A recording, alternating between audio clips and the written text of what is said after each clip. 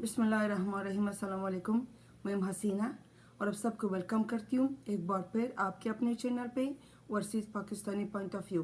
दोस्तों, एक बार फिर आपकी खिदमत में हाजिर हूँ। अल्लाह ताला से दुआ है कि आप सबको सेहत और सलामती फ़रमाएँ। अल्लाह ताला से दुआ है कि आपको सबको अपने हिफ्ज़-ए-मान में रखे, जहाँ रहे खुश रहे, आबाद रहे। और पाकिस्तान अभी जो सिचुएशन से गुज़र रहा है, पाकिस्तान को मुश्किलों से निकाला जाए, अल्लाह ताला से दुआ यही है। दोस्तों, आज जुमे मुबारक है और टाइम जो है 11 बजे सुबह का। और टेम्परेचर जो है ना, आज बहुत ही सर्दी है, -6 है। बाहर धूप निकला हुआ, लेकिन बहुत गज़ब की सर्दी है और बहुत गज़ब की हवा चल रहा है और ड्राइनेस बहुत ज़्यादा है। सो ये था न्यू जर्सी के बारे में। अल्लाह ताला खैर करेगा इंशाल्लाह ताला। दोस्तों, आपको पता है कि अल्लाह ताला हमेशा इंसान जो अपनी बंदों का दुआ सुनता है। शेख रशीद शिद्दत अली मैंने कहना था, मैंने जो उसी में फेमस है वो शेख रशीद गिरफ़्तार हो चुका है 2 दिन पहले। और इसलिए मैं ये कह रही थी कि हमेशा दुआ सुनता है, क्योंकि हमेशा आपने सुना होगा कि शेख रशीद कहता था कि मैं जेल से नहीं डरता, मुझे गिरफ़्तार करो, मैं गिरफ़्तारी से नहीं डरता। जो अदकरी है वो मेरा जेवर है और जेल जो है ना मेरे ससुराल। सो अल्लाह ताला ने फाइनली शेख रशीद का दुआ सुन लिया और उसको हथकड़ी भी पहना दिया और उसको ससुराल भी भेज दिया गया।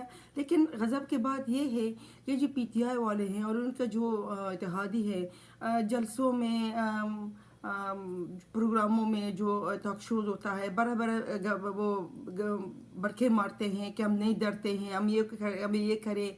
जैसे कि सबसे पहले शहबाज गिल था, जो शहबाज गिल जो बकवास कर रहा था अपनी टॉक शोज़ में और कितनी गंदी लैंग्वेज यूज़ करता था औरतों के बारे में, कि किसी भी जो उसके जहन में आता था बकवास करता था। और गिरफ़्तार हो चुका, पर वही रोना धोना, फिर मास्क पहना, फिर व्हील चेयर में आया, पर ड्रामे कर दिया।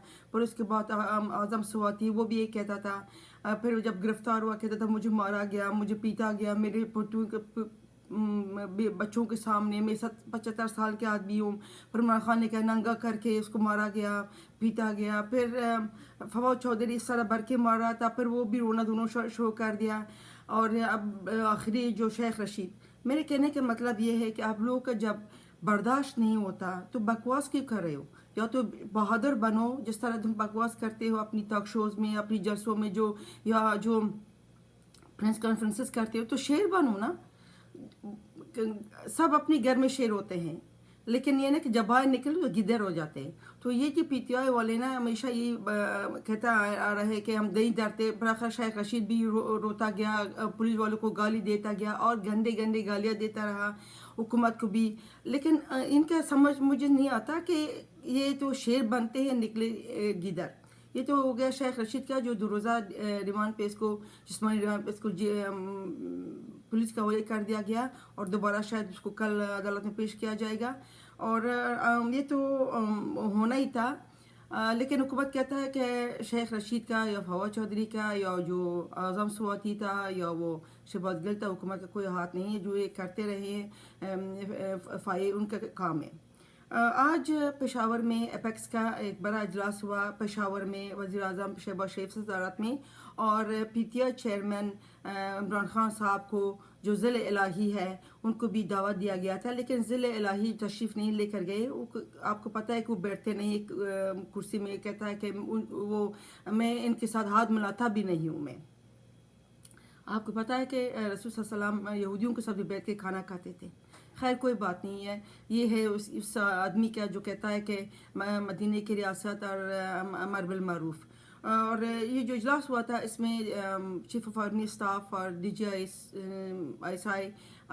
चीफ वो भी शिरकत किया था। और इजलास में मकसद ये था कि जो पेशावर में आलिया जो अभी दहशत गर्दी हुआ था उसके बारे में उन्होंने एक इजलास हुआ था, तफसीली से उनको ब्रीफिंग दिया गया और उसके बाद क्या क्या होने वाला है उससे भी उन्होंने बात किया और बाकी दूसरे जो मसाइल थे उनसे बात किया। तो ये था आज का जो एपेक्स का जो इजलास था। और दूसरी बात, एक और इजलास अभी होने वाला है, ऑल पार्टीज़ कॉन्फ्रेंस। मियां शहबाज शरीफ साहब ने अगेन जो जितनी भी पार्टीज़ है पाकिस्तान में, उनको दावा दिया गया है कि आ जाए, बैठ जाए एक कुर्सी पे, एक चेयर पे, हम बात करेंगे कौमी सलामती के बारे में। लेकिन इमरान खान साहब جو ہمارا ہیرو رہا 92 میں، جو ابھی یہ جو ہیرو کا جو ایک خواب ایک لسمائی اس کے سر سے اتر نہیں گیا ہے، وہ شاید شرکت نہیں کریں گے، لیکن شہباز شریف صاحب نے ان کو دعوت دیا گیا ہے۔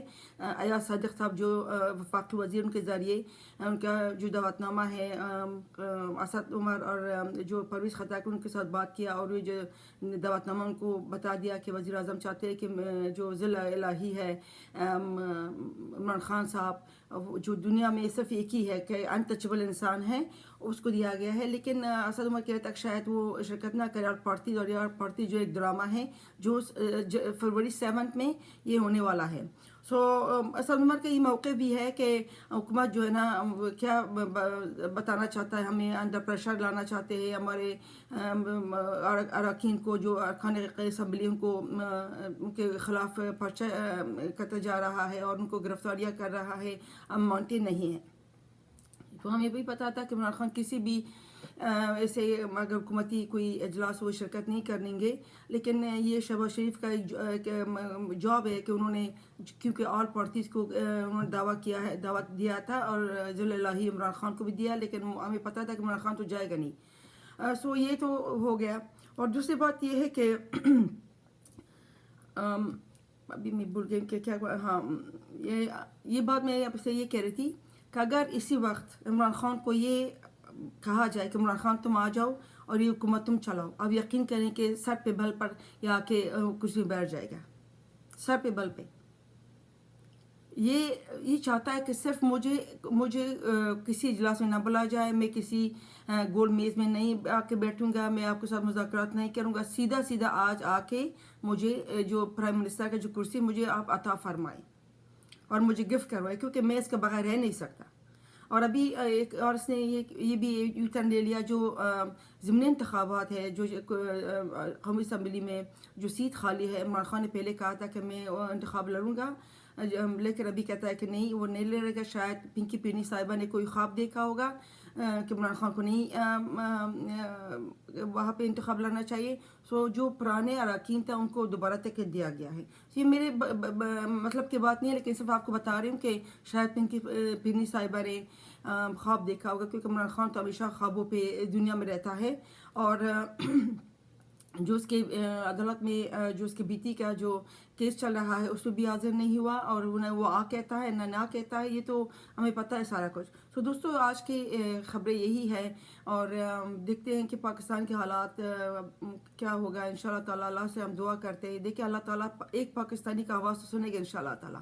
باقی ہم سب پتہ ہے کہ سارے پاکستانی پاکستان کی دعا کرتے ہیں، اور یہ حالات چل رہا ہے۔ اور دوسری بات، حکومت کا جو IMF کے ساتھ جو مذاکرات چل رہا تھا، وہ جو پہلا ایک تکنیکی اجلاس تھا وہ ختم ہو گیا، لیکن انہوں نے کافی ایسے لسٹ دیا ہے حکومت کے لیے کہ بجلی کا اور گیس کا، پیٹرول کا قیمتیں بڑھانے کے لیے، اور انہوں نے یہ بھی کہا کہ بڑے بڑے افسران جو ہوتا ہے ان کا ایک لسٹ لایا جائے کہ وہ جو ٹیکس دیتے ہیں ان کے اخراجات جو ہوتا ہے وہ ادا کرتے یا نہیں کرتے۔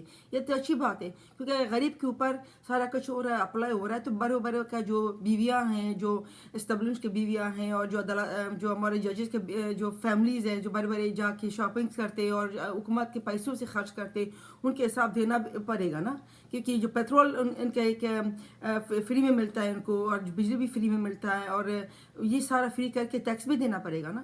تو پھر یہ میں تو اس IMF کے جو ان کا ایک سوچ ہے نا، اس کو میں ڈینائی نہیں کروں گی، اور میں اس کو بلکہ اپریشیٹ کرتی ہوں، کیونکہ بڑے لوگوں کو بھی کیا کہتے ہیں اس کے حساب لینا پڑے گا۔